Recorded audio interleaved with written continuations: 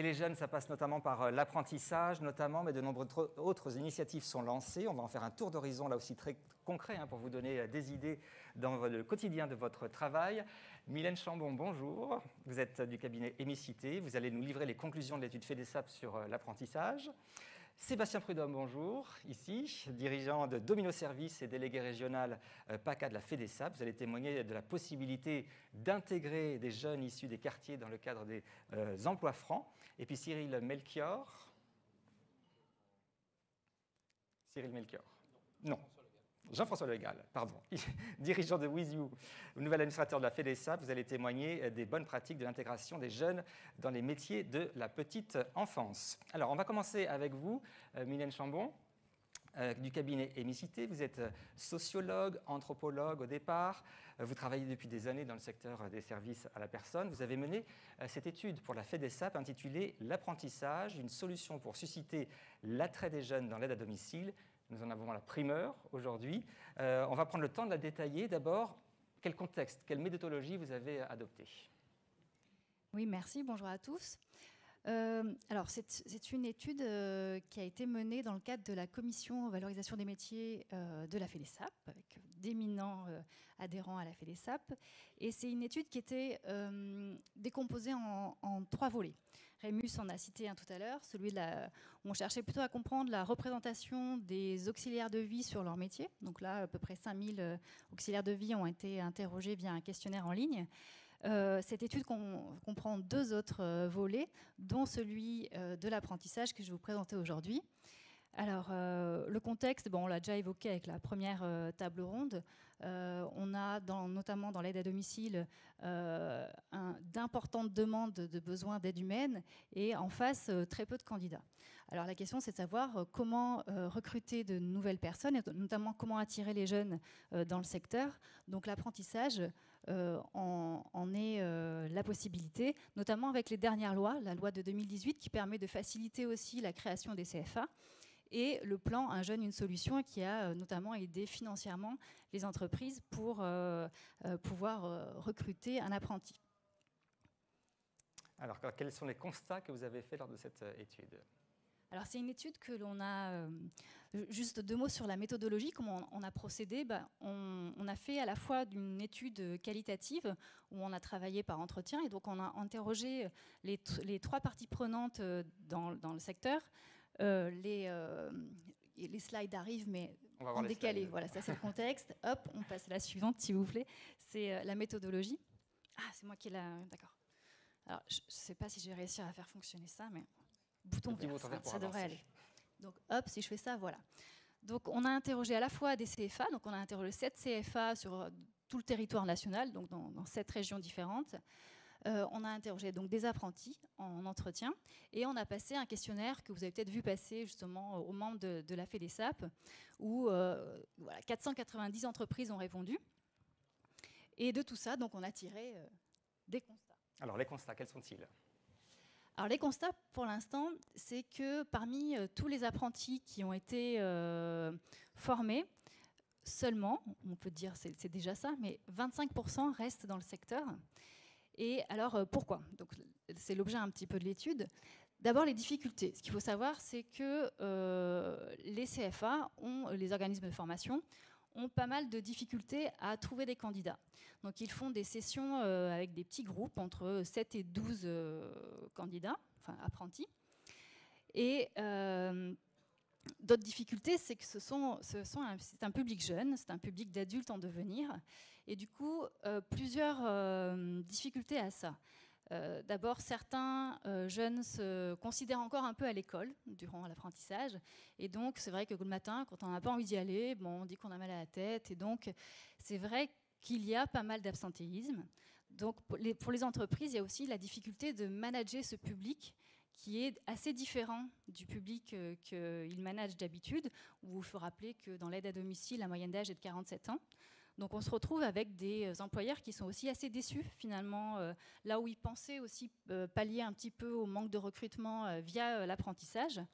Ils se retrouvent avec des problématiques nouvelles, l'absentéisme, parfois le manque de correction, où la politesse, etc., est un peu aussi limite. Et Et donc, il faut trouver des solutions. Alors, les CFA, les organismes de formation aussi, ont trouvé des solutions, notamment le fait de mixer les groupes et de donner des âges différents. Enfin, dans un groupe, ne pas prendre que des jeunes entre 18 et 24 ans, mais mixer les différents âges et donc les différentes expériences. Après aussi, il faut voir que certains apprentis, donc ceux qu'on a interrogés, étaient aussi un petit peu déçus de l'encadrement par l'entreprise, où ils se retrouvaient dans des situations aussi où ils étaient mis en difficulté, c'est-à-dire que finalement le maître d'apprentissage, ils ne savent pas très bien qui c'est, les doublons, pour tous ceux qui connaissent bien le métier, les doublons au départ sont finalement très courts, on vous accompagne sur une journée et puis après le lendemain on se retrouve chez la personne tout seul. Et autre difficulté, c'est le respect du rythme d'apprentissage lié à la pratique du métier. C'est-à-dire que quand on n'a jamais fait de toilette et qu'on n'a pas vu ça en cours, effectivement, c'est un petit peu difficile le lendemain d'aller accompagner une aide-soignante à faire la toilette chez une personne alitée, par exemple. Donc, des améliorations à apporter à tous les niveaux. Et alors, les améliorations, il faut pour ça accompagner les entreprises qui sont assez récentes finalement dans le secteur, dans la réception des apprentis. Et pour les accompagner, il faut aussi les former et les aider un petit peu à encadrer ce public jeune. Les autres points, c'est aussi faire en sorte que les entreprises s'engagent et respectent ne serait-ce que les temps d'apprentissage par rapport à la mise en pratique sur le terrain. Et enfin, encadrer davantage, donc c'est toujours la même chose du point de vue des entreprises, faire en sorte que les maîtres d'apprentissage soient bien présents. Il y a néanmoins quand même donc, des marges d'amélioration, mais aussi des atouts. C'est que la plupart des apprentis finalement qui ont suivi la formation trouvent le métier super. Alors ils déchantent un petit peu, ils trouvent ça aussi difficile. C'est un métier où il y a beaucoup de déplacements, donc il y a quelques difficultés, mais ils trouvent ça super. Les CFA sont aussi convaincus que c'est quand même le meilleur moyen de connaître le métier et de faire tomber les stéréotypes sur ce métier-là, en le faisant tester. Et enfin, pour les employeurs, c'est aussi un très bon moyen quand même, quand on reçoit pendant une année un apprenti, de lui transmettre d'abord les valeurs de l'entreprise, tout le fonctionnement. Il y a aussi un avantage fiscal et par conséquent, c'est aussi gagnant-gagnant pour l'entreprise qui reçoit un apprenti. Alors, vous avez certainement des préconisations une fois que vous avez établi tous ces constats. Quelles sont-elles, ces préconisations ? C'est moi qui mets le plus. J'appuie sur le petit verre. Alors, le travail sur lequel on a abouti après ces constats-là avec les membres de la commission, c'est 6 précos. Tout d'abord, faire une charte. Alors une charte, ça paraît rien, mais bon, c'est un peu le pied dans la porte. Si en tant qu'adhérent de la FEDESAP, on s'engage à respecter les valeurs de cette charte, ça permet aussi de mettre en avant que recevoir un apprenti dans son entreprise, c'est pas juste un effectif en plus, c'est aussi quelqu'un qu'il faut accompagner durant tout le temps de son apprentissage. Ensuite, c'est déployer le protocole qui a été déjà écrit par la branche des entreprises de services à la personne, qui notamment rappelle les choses assez basiques, le fait d'accompagner en doublant entre minimum 15 jours et 1 mois l'apprenti lorsqu'il rentre dans l'entreprise, et d'autres éléments. Donc l'idée, c'est vraiment de déployer ce protocole qui est déjà existant, mais que peu d'employeurs connaissent. Ensuite, c'est aussi instaurer, pourquoi pas, un statut de référent d'apprentissage, comme il existe aujourd'hui le référent handicap. Pourquoi pas instaurer un référent handicap qui serait un peu là pour chapeauter l'ensemble des apprentis dans l'entreprise et aider autant le maître d'apprentissage que l'apprenti lui-même si éventuellement il y a des difficultés. Le quatrième, c'est aussi vous valoriser, vous en tant qu'entreprise, quand vous recevez un jeune en apprentissage, c'est le marquer, en fait, le montrer, dire que vous êtes une entreprise qui a aussi ces valeurs-là, de transmettre et notamment de donner une chance à un jeune, un ou plusieurs. Après, il y a aussi les engagements. Idéalement, la FEDESAP souhaiterait engager 5000 jeunes par an. De façon éthique, en respectant tout ce qu'il y a auparavant. Et ensuite, pour vérifier que finalement tout ça fonctionne bien, l'idéal serait de mettre en place un baromètre où on pourrait voir les progrès finalement que le secteur fait dans l'accueil des apprentis en entreprise. Merci beaucoup, Mylène Chambon. Alors, rédaction d'une charte de l'accueil, déploiement du protocole d'intégration des alternants, un statut de référent dans l'entreprise, création d'une marque de communication entreprise formatrice d'apprentis, concrétisation de 5000 embauches dans le secteur, ça serait bien, et instauration d'un baromètre de l'apprentissage au sein de la branche. Réaction de deux spécialistes, tout de suite, justement. Voici 6 préconisations. Qu'est-ce que vous en retirez tous les deux, par exemple? Bonjour à tous. Très bonnes idées. Après, étant spécialiste de la petite enfance, je peux avoir une difficulté à faire fonctionner en binôme l'apprenti. Non pas que ce soit l'apprenti qui le refuse, non pas que ce soit l'entreprise, ça peut être la famille qui n'apprécie pas le fait de faire fonctionner le jeune en binôme. En revanche, le fait d'avoir un référent, bien sûr, c'est utile et nécessaire. L'aspect, comment dirais-je, savoir-être des jeunes, des beaucoup plus jeunes, est un élément qui leur manque souvent, parce qu'on est face à des publics qui sont éloignés de l'emploi, ça va sans dire, mais aussi éloignés de l'éducation. Donc ça ne peut qu'aller dans le bon sens que les entreprises et les CFA, de manière commune, aident ces jeunes à avoir ce savoir-être, se lever, regarder sa tenue. Ce sont des choses très basiques, peut-être qui apparaissent bêtes, mais qui sont des vraies nécessités pour ces jeunes. Si on veut les rapprocher, petit à petit, lentement, chacun à son rythme, parce que tout le monde ne part pas du même point de départ, vers l'emploi. Sébastien Prudhomme, vos réactions aussi à ces 6 préconisations? Merci pour ce travail. Ce que je me disais, moi, dans notre entreprise, on a plus la culture de l'apprentissage sur des fonctions d'encadrement, d'agence, pas encore sur le terrain, et sans doute ça va nous aider à mettre en place des formules d'apprentissage aussi sur le terrain. Donc merci beaucoup. Est-ce que quelqu'un dans la salle a des réactions? Voilà, c'est intéressant de voir comment vous réagissez.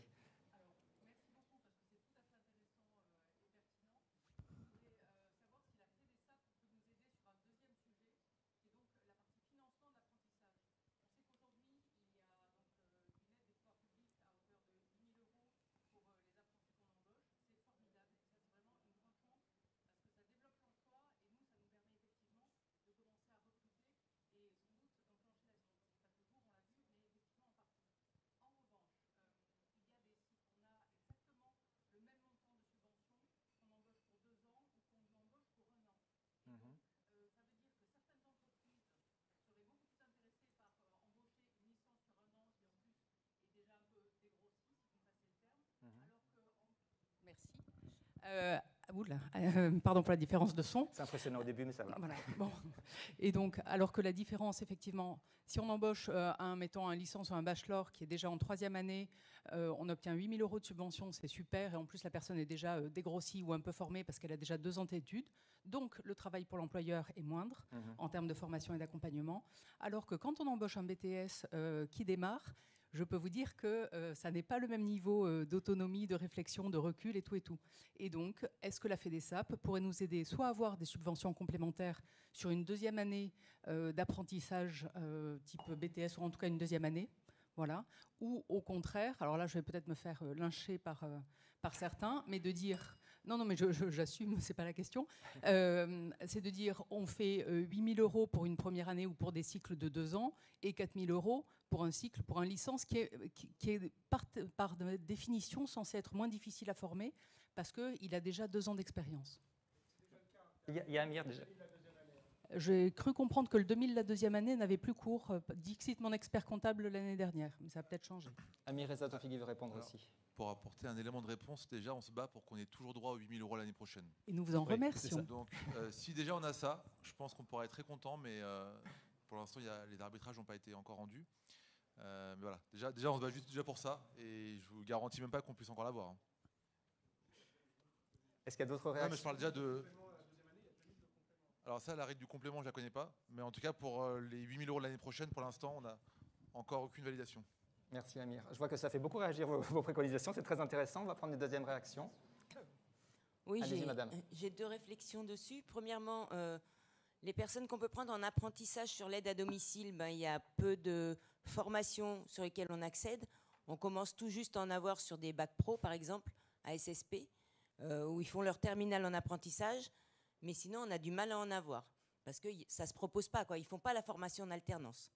Et le deuxième point, pardon, l'entreprise formatrice d'apprentis, il y a des secteurs où on a déjà un label d'entreprise apprenante. Donc on a déjà ce label et on valorise déjà. Donc ça existe déjà sur certains territoires. Il suffit peut-être plus facilement de refaire la même chose auprès de toutes les structures et de proposer ce type de label. Voilà. Formation, label, peut-être vous voulez réagir aussi, Mylène? C'est un enjeu important, la formation pour l'apprentissage, oui. Oui, c'est sûr. Par rapport au label, en fait, toutes ces préconisations sont à construire maintenant. Donc, c'est à voir, à discuter avec la FEDESAP, voir ce qu'ils pensent. Il faut effectivement regarder ce qui existe déjà. Ça ne sert à rien de faire des doublons, mais à creuser. Après, peut-être sur la formation, je passe la balle à Guy. Jean-François Legal, aussi, vous voulez réagir? Une réaction qui reboucle avec la table ronde précédente. Moi, j'ai envie que nos entreprises soient reconnues comme des entreprises utiles socialement, mais sociétalement aussi. Donc, à un moment, c'est le rôle du prochain conseil d'administration, mais sans doute celui d'après encore, de pousser le politique, qu'il soit dans les ministères ou au Parlement, de les sensibiliser sur cette importance sociétale pour les personnes qu'on aide, mais aussi pour notre dimension d'intégrateurs sociaux sur des publics qui sont éloignés de l'emploi. Encore une fois. Guy Loudière, vous vouliez réagir? Oui, bonjour à toutes et à tous. Alors, pour répondre à la dame, donc il y a bien une prime pour les deuxièmes années, mais c'est infra-bac, c'est à peu près 2 000 € en effet. Après bac, ça ne fonctionne plus, on n'a que la prime unique. Donc, ce qu'on dit prime exceptionnelle, donc ça c'est le premier élément. En ce qui concerne l'apprentissage, moi je voulais juste redire un petit mot. En 2019, on avait 60 apprentis dans la branche. Aujourd'hui, on a 6300, donc il y a déjà eu un travail gigantesque de fait. Et si on ajoute les contrats de pro, on est à plus de 7000 contrats en alternance. J'en profite pour saluer mes amis paritaires sur lesquels on a énormément travaillé. Donc on a atteint des objectifs qui sont quand même assez incroyables en passant de 60 à 6300 apprentis. Il y a un élément qui est fondamental dans la réussite de l'apprentissage, c'est l'accompagnement. Et l'accompagnement des maîtres d'apprentissage. On a un travail de branche à faire sur ce sujet pour que les maîtres d'apprentissage aussi soient mieux préparés à leur mission. Ça nous paraît être aussi un élément clé de la réussite pour que le jeune puisse rester dans nos métiers et puis être bien accompagné dans nos entreprises. Donc là, par rapport à la charte et par rapport à cet accompagnement, au niveau de la branche professionnelle, on a décidé en commission paritaire la semaine dernière, ou il y a 15 jours, enfin, il y a quelques temps, de justement favoriser la montée en puissance de la formation MATU. Donc MATU, ça veut dire maître d'apprentissage tuteur. C'est une formation qui dure 14 heures et on va y intégrer à l'intérieur 4 heures de spécialisation sur les métiers de service à la personne. Donc l'objectif pour nous, justement, c'est aujourd'hui de transformer cette réussite en termes de volume en réussite emploi. C'est un enjeu de la branche professionnelle et des partenaires sociaux sur ce sujet. Après, sur les formations, bien évidemment, il y en a une bonne centaine dans les métiers de service à la personne. Et parfois, pour les entreprises, c'est quand même super dur de s'y retrouver. Donc, fort de cela, aussi, au niveau de la branche, on a déterminé une liste de formations non exhaustive, mais sur lequel les entreprises ont plutôt tendance à s'appuyer. Il y en a dans la garde d'enfants, on va aujourd'hui jusqu'au niveau bac dans la garde d'enfants. Au niveau du maintien à domicile, on a aussi jusqu'au bac. Et évidemment, l'objectif aussi de préparer, c'est l'infra-bac avec le bachelor, le MSIS, enfin toutes les formations aujourd'hui sont complètement disponibles par la voie de l'apprentissage. Donc il y a un enjeu qui est colossal. On a compris que pour faire venir de nouvelles compétences dans notre secteur d'activité, on a ce besoin de former des jeunes. Donc c'est plutôt en très bonne voie. Les entreprises de la FEDESAP s'en font le relais parce que tout le monde est parti dedans. Donc je tiens à saluer aussi le déploiement, la réussite et puis l'envie de recruter de la jeunesse. Moi, mon combat, et j'en termine là, c'est d'amener des jeunes dans notre secteur d'activité depuis une vingtaine d'années. Et aujourd'hui, on y arrive enfin parce qu'il va bien falloir qu'il y ait une relève à un moment donné d'un autre. En effet, on a des projets pour aller chercher des jeunes à l'étranger, etc. Mais avant tout, il faut aussi qu'on arrive à former les nôtres. Absolument, absolument. Est-ce qu'il y a une autre réaction avant qu'on continue cette table ronde? Oui, madame, je vous en prie, on va vous donner un micro pour que les personnes qui nous suivent en distanciel notamment puissent entendre la question. Oui, bonjour. Enfin, c'était pas une question, mais c'était plutôt aussi un témoignage et une réponse aussi à la dame. En fait, moi, je suis du Finistère, hein, sur Brest, et on est 3 entreprises indépendantes. Et depuis 4 ans, on a un partenariat avec un CFPA. Et tous les ans, donc, on monte une session d'alternance sur le titre d'assistant de vie aux familles. Pour l'instant.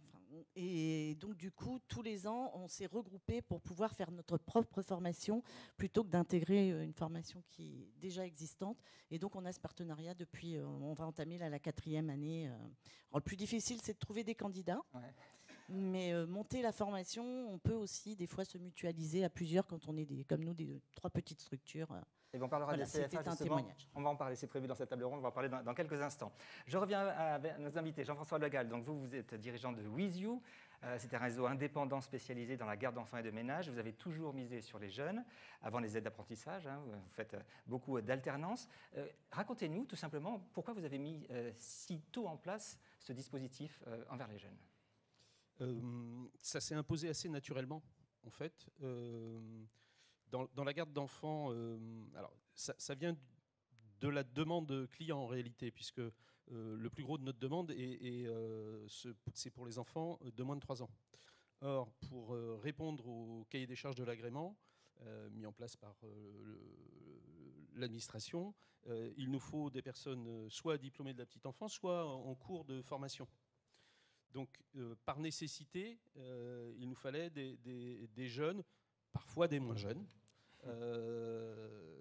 personnes qui acceptent de partir parfois en réorientation, c'est-à-dire après un CAP esthétique, non, ça ne me plaît pas, c'est pas ça que je veux faire. Finalement, je vais essayer la petite enfance, ou j'ai envie d'essayer la petite enfance, ou je veux me diriger vers la petite enfance. Très bien, eh bien, écoutez, nous on a des partenariats avec des organismes de formation. On a notre financeur au départ AGFOS, dorénavant l'OPCO-EP, qui nous accompagne. Donc c'était une vraie nécessité en réalité. Et après, c'est une décision de toute l'équipe des agences de remettre en route l'ascenseur social. Moi-même, j'ai des parents d'origine très modeste qui m'ont permis j'ai rencontré des personnes qui m'ont aidé je me suis dit, ça serait bien de tendre, enfin de continuer cette histoire. Donc voilà, c'est à la fois une décision personnelle et une nécessité d'activité. Quels sont les avantages que vous retrouvez à employer forcément des jeunes? Il y a la fraîcheur, l'envie certainement de commencer à exercer une activité. Qu'est-ce que vous appréciez particulièrement? Les bonnes surprises. C'est stupéfiant de voir, d'aller présenter, parce que c'est un choix interne chez nous, d'aller présenter nos intervenantes. C'est stupéfiant de voir des parents dire « Oui, mais vous vous rendez compte, elle a 17 ans, elle a 18 ans, est-ce qu'elle va pouvoir s'occuper de mon petit qui a 18 mois et puis de son frère? En plus, son frère est turbulent et c'est infernal. » Et au bout d'une semaine, quand on rappelle les parents pour savoir comment ça se passe, on laisse le temps à ce que les choses se décantent, d'avoir des parents qui disent « Monsieur Legal, vous aviez raison. » Les bonnes surprises, c'est génial. Et Dieu merci sur le nombre de jeunes qu'on a formés, alors soit en apprentissage, puisque l'apprentissage a été mis en avant depuis 2 ans, mais auparavant sur la professionnalisation, le nombre de bonnes surprises est extraordinaire. Donc c'est un vrai plaisir. Alors, bonne surprise. Quand ça se passe mal, ça veut dire quoi? Ça veut dire que l'accompagnement n'a pas été assez bon, le jeune n'a pas bien saisi la mission qu'on lui demandait. Qu'est-ce qu'il faut améliorer? Alors, il y a beaucoup de raisons en réalité. Comme je vous l'ai dit, il y a des recherches, il y a des jeunes qui cherchent aussi, il faut l'admettre à un moment, qu'ils se sont trompés. Donc, Ils se cherchent. Oui, ils se cherchent, donc on ne peut pas leur en vouloir. Il y a des contrats qui sont rompus à la demande du jeune parce que effectivement, il faut se lever de bonne heure. C'est sympa de commencer en septembre parce qu'on a une activité qui est, nous, saisonnière. En septembre, ça va, il y a encore des beaux jours, il peut faire beau. Mais quand, en hiver, vous avez 1 heure de transport le matin, vous partez, il fait nuit, vous terminez votre garde à 20h à Puteaux et que vous devez rentrer à Saint-Denis, partir le matin quand il fait nuit, rentrer le soir quand il fait nuit, il y a des jeunes qui craquent. Alors, faut-il leur en vouloir? Je ne suis pas sûr. Oui, on parle de la génération X, Y, Z qui n'aime plus trop travailler. C'est un petit peu ça Non, même pas, parce que j'ai encore en tête une jeune qui a été interviewée lorsqu'on a signé la convention FEDESAP, un jeune, une solution. Elle a 17 ans et c'est juste un avion de chasse. Et dans sa tête, elle veut vivre garde d'enfant, petite enfance. Donc, la dernière fois que je l'ai vue, elle se demandait si elle n'allait pas passer le diplôme de JE. Donc, voilà, il y a aussi ça, quoi. Alors, on poursuit notre tour d'horizon d'initiatives très intéressantes pour intégrer les jeunes. Sébastien Prudhomme, donc vous dirigez Domino Service. Votre zone d'action, c'est le Sud. Vous n'hésitez pas à recruter des jeunes issus, comme on dit, des quartiers nord, les quartiers difficiles du nord de Marseille. J'imagine qu'il faut passer beaucoup de temps pour essayer de trouver le bon profil, le bon jeune qui va répondre aux besoins de votre entreprise et des clients. Bonjour à tous. Donc effectivement, je dirige Domino Service dont le siège est à Marseille et qui est une entreprise régionale Provence-Alpes-Côte d'Azur. Moi, j'ai découvert ce métier, j'ai découvert cette ville il y a 12 ans. Et en fait, j'ai été confronté à des publics qui étaient des publics qui avaient des difficultés d'accès à l'emploi. Et par la force des choses, en fait, je me suis intéressé à ces personnes. Et l'intérêt de mon témoignage aujourd'hui, c'est finalement de se dire qu'à travers les différentes démarches qui existent et les différents contrats aidés qu'il existe aujourd'hui, ça donne la possibilité aux entreprises à la fois en fait, d'avoir un deal gagnant-gagnant. Quand je dis gagnant-gagnant, c'est qu'on tend la main vers des personnes, en l'occurrence les jeunes par exemple, des quartiers nord de Marseille, mais pas que. On tend la main à des personnes dites éloignées de l'emploi, qui ont peut-être un peu plus de difficultés d'accès à l'emploi, avec lesquelles il faut faire un peu plus d'efforts au démarrage, dans les premiers filtres d'entretien, des personnes où spontanément on n'est pas tenté de les prendre. Et en fait, avec ces mécaniques de contrats aidés, aujourd'hui les emplois francs, finalement, on donne leur chance à des personnes. Et je pense que pour nos entreprises, c'est aussi une chance parce que ça nous donne aussi une bouffée d'oxygène, clairement, par rapport aux aides qui s'en dégagent. Expliquez bien ce que c'est les emplois francs pour que tout le monde sache bien. On a une idée vague, mais on a besoin de précision. Ça marche comment les emplois francs? Les emplois francs, il a existé tout un tas de contrats aidés. Je vais faire comme Franck, je ne vais pas refaire toute l'histoire des contrats aidés. C'est un dispositif qui est assez récent, qui a 4-5 ans, et qui est lié à l'adresse de la personne. Vous allez sur un site internet qui s'appelle sig.gouv.fr. Je m'adresse notamment aux petites entreprises qui ne connaissent pas forcément. Ça vous permet de vérifier si la personne habite dans un quartier prioritaire de la ville. Plutôt des quartiers défavorisés, mais parfois même des centres-villes. Je prends l'exemple de Digne. On a une agence à Digne, au fin fond des Alpes d'Haute-Provence, et je ne comprenais pas pourquoi cette agence signait le plus d'emplois francs. Finalement, tout le cœur de ville de Digne est éligible. Concrètement, c'est une aide qui est significative, puisqu'elle représente jusqu'à 15 000 € d'aide sur 3 ans. Ah oui. Si je le traduis, parce qu'on a une culture du taux horaire dans nos métiers, si je le traduis en taux horaire, combien ça fait de l'heure, un emploi franc? 2, 3, 4. 2,74 €. 2,74 €. Donc, c'est très significatif. Et je termine juste mon propos en disant, voyez cette dimension opportuniste, mais voyez tout autant la dimension engagement de la personne, finalement, que vous accueillez dans votre entreprise. J'ai quand même une question, vous l'aviez évoqué, sur vos clients. Faire confiance à un jeune des quartiers nord et à un jeune quartier difficile pour s'occuper de son enfant, de sa grand-mère, etc. il y a un problème qui peut surgir. Comment est-ce que vous les rassurez, ces clients? Alors, en l'occurrence, on intervient aussi dans les quartiers nord, chez des personnes qui habitent ces quartiers. Il y a des questions, effectivement, de savoir-être. Enfin, c'est une des questions dans nos métiers. Quand on ne l'a pas, ça s'acquiert pour certaines personnes. Ce que je disais tout à l'heure, il n'y a pas de secret. Dans certains cas, ça nous demande un effort supplémentaire. Quand on accueille un jeune, on sait qu'il n'a pas l'expérience d'une personne qui a 30 ans d'expérience professionnelle. On le sait, c'est le deal. Bon, aujourd'hui, la donne, elle est différente, on n'a pas le choix. On a des problématiques de recrutement qui nous obligent à nous intéresser. Rémus le disait tout à l'heure, on a tellement de difficultés à recruter qu'on s'intéresse à tout public. Mais finalement, les personnes sont contentes d'avoir une personne chez elles, on l'accompagne un peu plus, et finalement, elle doit rester au standard de l'entreprise. Alors, on a parlé des jeunes, de l'apprentissage des jeunes aussi en difficulté. Il y a une autre solution, c'est aussi le CFA des métiers à domicile en 2019. Et c'est la Réunion qui l'a créé en 2019, c'est ce que je disais, c'est le premier. Est-ce que Cyril Melchior est là? On m'a dit qu'il est... Voilà, parfait. Venez. Bonjour. Alors, donc à la Réunion, vous avez créé... Voilà, vous prenez... Juste une petite précision, je ne suis pas Cyril Melchior, parce que Cyril Melchior Richard, c'est ça. Voilà, est président du département. Je viens de l'avoir, il a une urgence, il ne peut pas être parmi nous. Voilà. Mais comme je représente à La Réunion avec mon ami Olivier Vitry, je ne sais pas où il est par là, il est délégué départemental de La Réunion, de la FEDESAP. On a mené un projet avec le département et c'est pour ça que... Alors, justement, expliquez-nous. Premier CFA, donc 200 apprentis déjà formés. Quelle est la genèse de cette initiative? C'est quoi ce CFA? Et on en parlait d'ailleurs avec la dame dans le Finistère, je crois, hein, c'est ça? Dans le cadre du développement des CFA, c'est une bonne chose que le gouvernement a fait.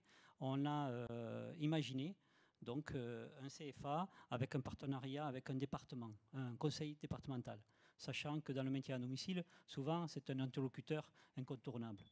Moi, je suis dans le confort, donc je suis à l'aise pour en parler. Et sur juste un mot l'apprentissage, parce que j'ai entendu aussi ce que vous disiez sur l'apprentissage, je suis compagnon du devoir du Tour de France, j'ai dans le secteur bois, donc rien à voir, j'ai plusieurs activités, transport de voyageurs, etc. Et ça me donne quand même une visibilité sur ce dispositif contrat d'apprentissage. L'apprentissage, c'est quelque chose qu'on défend depuis des années et des années, c'est quelque chose de très important. En termes d'outils, on parle de la formation, il y a plein de choses qui font de la formation, mais là où je voudrais insister, c'est sur la partie tuteur. On reçoit des indemnités pour former les tuteurs. Si vous les orientez vers le tuteur, c'est quand même un outil de management qui est extrêmement important et ça permet d'avoir un échange avec nos maîtres d'apprentissage dans nos boîtes. Si on leur reverse cette somme-là, alors même si elle a diminué, elle était à 2500 € à peu près, aujourd'hui elle est à 500 €, on a diminué la période, on est en gestion budgétaire au niveau du gouvernement, donc ça c'est pas bon du tout, mais on fait avec, et je trouve que ça c'est très positif. Après sur l'IRCEP, on s'est dit, des CFA il en existe partout, des centres de formation il en existe partout, on n'est pas les seuls à traiter ça, sauf que aujourd'hui, c'est ce que j'ai proposé au département, c'était de dire qu'aujourd'hui, souvent, on est en train de former des cohortes et les centres de formation investissent sur des plateaux pédagogiques pour former ces cohortes et on en forme des tas. Sauf que sur un territoire, des fois, on a besoin de 12 personnes dans un domaine et 12 personnes dans un autre domaine. Et pas obligatoirement pendant 4 ans de former les mêmes personnes sur le même diplôme. Voilà. Donc une adaptation à la demande des entreprises. Et donc pour ça, j'ai créé avec la FEDESAP le club des entreprises de service à la personne, qui est l'interlocuteur du CFA et le département. Voilà. Donc on est club des entreprises de service à la personne, département et CFA. Sur un territoire qui est le nord, bien sûr l'île a 4 zones géographiques, et on a créé un partenariat avec des OF qui souhaitent venir nous rejoindre et qui nous mettent à disposition leur plateau pédagogique. Donc on coordonne, si vous voulez, la formation sur le territoire. On est, si vous voulez, grosso modo, la vitrine de notre métier sur un territoire. Voilà. Donc, et pour ça, donc, on a le partenariat avec le département et la FEDESAP, c'est quand même très particulier. Ouais. Hein, un département avec une branche professionnelle. Et ça fonctionne super bien. Un mot de Guy Loudia aussi, qui a initié ce projet. Vous voulez rajouter quelque chose? On va vous donner un micro. Juste dire que c'est une première nationale déjà, Ouais. et qu'il y a qu'un CFA comme ça en France, c'est celui-là. Je sais qu'on a parlé avec la Guadeloupe, on a parlé aussi avec la Martinique, et que derrière on a des idées de déploiement. Et il y a le conseil départemental 93, d'autres conseils départementaux aussi qui s'engagent vers cette procédure. Donc on voit bien que ça pourrait faire des émules, et qu'on n'oublie pas nos amis ultramarins, parce qu'on a toujours tendance à parler de la métropole, mais c'est vrai que les activités, et je les salue bien fort parce que je sais qu'ils sont toujours nombreux à l'Assemblée Générale, mais derrière il faut apporter des solutions partout. Et c'est aussi l'enjeu de la FEDESAP, c'est de pouvoir promouvoir sur l'ensemble des territoires cette solution. Je remercie particulièrement Richard parce qu'il a été très, très impliqué dans la relation et dans la création de ce CFA, parce que c'est 3 ans de travail, il faut quand même le dire, ça ne s'est pas fait du jour au lendemain, parce qu'on a toujours tendance à dire c'est fait, mais ça a été un travail vraiment important. Et le côté aussi très innovant de ce CFA, c'est que justement, on travaille en interrelation avec une dizaine d'organismes de formation. Et l'objectif, c'est que, là pour parler du président Melchior, c'était bien de dire, on ne vient pas concurrencer l'existant, mais on vient apporter des solutions nouvelles, etc. Donc l'enjeu pour, là c'était avec Amir, dans ce cadre-là, c'était aussi d'apporter des formations nouvelles qui n'existaient pas à l'île de la Réunion.